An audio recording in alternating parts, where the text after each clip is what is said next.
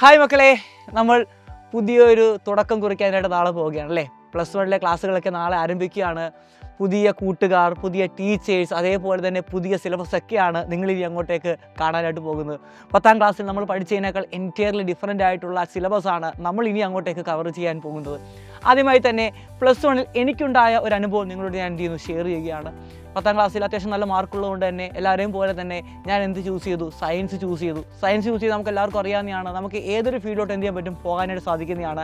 അത് മെഡിക്കൽ, ഇപ്പോൾ ബയോ സയൻസാണ് എടുക്കുന്നതെങ്കിൽ മെഡിക്കൽ ഫീൽഡിലോട്ടായിക്കോട്ടെ, എഞ്ചിനീയറിംഗ് ഫീൽഡിലോട്ടായിക്കോട്ടെ, ഇനി നിങ്ങൾക്ക് കൊമേഴ്സ് ഫീൽഡിലോട്ടാണെങ്കിൽ അങ്ങോട്ടൊക്കെ എന്ത് ചെയ്യാൻ നിങ്ങൾക്ക് പോകാനായിട്ട് സാധിക്കുന്നതാണ്. അതുകൊണ്ട് തന്നെ സ്വാഭാവികമായിട്ട് എല്ലാവരും പോലെ ഞാനും എടുത്തു?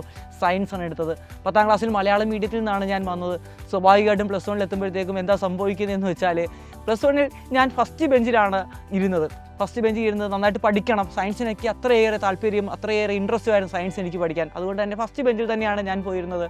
എന്നാൽ ഫസ്റ്റ് ബെഞ്ചിൽ നിന്ന് ഓരോ ക്ലാസ്സുകൾ കേൾക്കുമ്പോഴും ഓരോ ടേമുകൾ എന്നോട് പറയുമ്പോഴും എനിക്കൊന്നും മനസ്സിലാകാത്തൊരവസ്ഥയുണ്ടായി. അതായത് പ്രവേഗം എന്ന് പഠിച്ചിട്ട് പോയാൽ ഞാൻ പെട്ടെന്ന് വെലോസിറ്റി എന്ന് കേൾക്കുമ്പോൾ അതെനിക്ക് ക്യാച്ച് ചെയ്യാൻ പറ്റുന്നില്ല. അതേപോലെ തന്നെ നോട്ടുകളൊക്കെ എഴുതുമ്പോഴത്തേക്കും ഞാൻ ടീച്ചർ നോട്ടുകൾ പറഞ്ഞു തരുന്നുണ്ട്, പക്ഷേ എനിക്ക് അതിന് ഒപ്പിച്ചെത്താൻ സാധിക്കുന്നില്ല. എൻ്റെ അടുത്തിരിക്കുന്ന കൂട്ടുകാരൻ നോട്ട് നോക്കിയാണ് ഞാൻ എഴുതിക്കൊണ്ടിരുന്നത്. അങ്ങനെ ഭയങ്കര ഒരു വിഷയമായിരുന്നു. ആദ്യത്തെ ഒരു മാസം കൊണ്ട് തന്നെ എനിക്കിത് പറ്റില്ല എന്ന് ഒരു തോന്നലുണ്ടായി.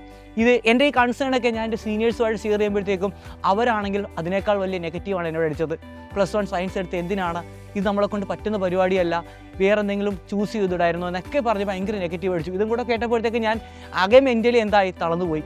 പക്ഷേ എന്നാൽ ഞാനൊരു മോഡൽ എക്സാം ടൈം എത്തിയപ്പോഴത്തേക്കും എനിക്ക് മനസ്സിലായി, എന്തായാലും ഞാനിത് എടുത്തുപോയി, പഠിക്കണമല്ലോ.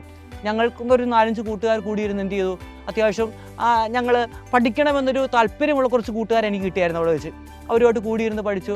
+1 റിസൾട്ട് വന്നപ്പോൾ എനിക്ക് ഏകദേശം 80% എനിക്ക് മാർക്ക് അവിടെ സ്കോർ ചെയ്യാൻ സാധിക്കുകയുണ്ടായി.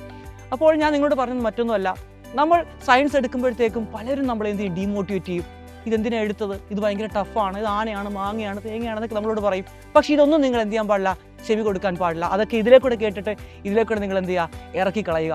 ഇനി നമ്മുടെ സിലബസിൻ്റെ കാര്യം എടുത്തു കഴിഞ്ഞാൽ ഒബിയസ്ലി കറക്റ്റാണ്, 10ാം ക്ലാസ്സിനേക്കാൾ പാട് തന്നെയാണ് +1 എന്ന് പറയുന്നത്. പക്ഷേ ഞാൻ പറഞ്ഞ മോഡൽ എക്സാമിൻ്റെ ആ ഒരു 1-2 മാസം കൊണ്ട് പഠിച്ചാണ് എനിക്ക് 80% മാർക്ക് വാങ്ങിക്കാൻ സാധിക്കുന്നതെങ്കിൽ നിങ്ങൾക്ക് എന്തുകൊണ്ട് ആദ്യം മുതൽ തന്നെ പഠിച്ച് നല്ലൊരു മാർക്ക് അല്ലെങ്കിൽ ഫുൾ മാർക്ക് എന്ന് പറയുന്ന ആ ഒരു ഡ്രീമിലോട്ട് നമുക്ക് എത്തിച്ചേർന്നുകൂടാ? 520 എന്ന് പറഞ്ഞ ഡ്രീമിലോട്ട് നമുക്ക് വളരെ നിസ്സാരമായി എത്തിച്ചേരാൻ സാധിക്കുന്നതാണ്. അതിനൊക്കെ സോഴ്സുകൾ നിങ്ങളുടെ കയ്യിലുണ്ട്. എന്ത് കാര്യം വേണമെങ്കിലും നമുക്ക് ഇൻ്റർനെറ്റിലൂടെയും അതേപോലെ തന്നെ നമ്മുടെ ലൈവ് ക്ലാസ്സുകളിലൂടെയൊക്കെ നിങ്ങൾക്ക് കിട്ടുന്നതാണ്. അതുകൊണ്ട് തന്നെ വളരെ എളുപ്പത്തിൽ +1 എന്ന് പറയുന്ന സംഭവം നമുക്ക് വളരെ എളുപ്പത്തിൽ ക്രാക്ക് ചെയ്യാൻ സാധിക്കുന്നതാണ്.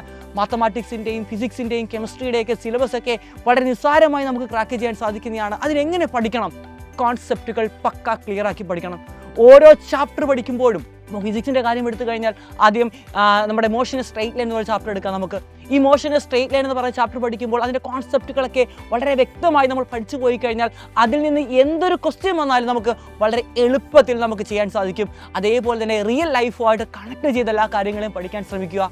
ഇപ്പോൾ ലോസ് ഓഫ് മോഷൻ നമ്മൾ ചാപ്റ്റർ എടുക്കാൻ നേരത്ത് ഇനേർഷ്യ പറയുമ്പോഴത്തേക്കും നമ്മളൊരു ബസ്സിൽ യാത്ര ചെയ്യുന്നതുമായിട്ട് കണക്ട് ചെയ്ത് നിങ്ങൾ എന്ത് ചെയ്യുക? പഠിക്കാൻ ശ്രമിക്കുക. പ്രൊജക്റ്റൈൽ മോഷൻ നിങ്ങൾ പഠിക്കുമ്പോഴത്തേക്കും ജാവലിംഗ് ത്രോ, നമുക്കറിയാം സ്പോർട്സിൽ ജാവലിംഗ് ത്രോ ഉണ്ട്, അതുമായിട്ടൊക്കെ റിയൽ ലൈഫുമായിട്ട് റിലേറ്റ് ചെയ്ത് എല്ലാ കാര്യങ്ങളും പഠിക്കാൻ ശ്രമിക്കുകയാണെങ്കിൽ ഒരിക്കലും നമ്മുടെ മൈൻഡിൽ നിന്നൊന്നും മാഞ്ഞു പോകത്തില്ല.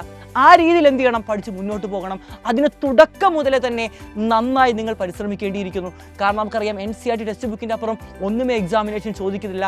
NCERT ടെക്സ്റ്റ് ബുക്കിനകത്തുള്ള എക്സാമ്പിളും എക്സസൈസും അതേപോലെ തന്നെ പ്രീവിയസ് ക്വസ്റ്റ്യനൊക്കെ ക്രാക്ക് ചെയ്ത് കഴിഞ്ഞാൽ വളരെ എളുപ്പത്തിൽ നമുക്ക് +1 നല്ലൊരു മാർക്ക് സ്കോർ ചെയ്യാൻ സാധിക്കുന്നതാണ്.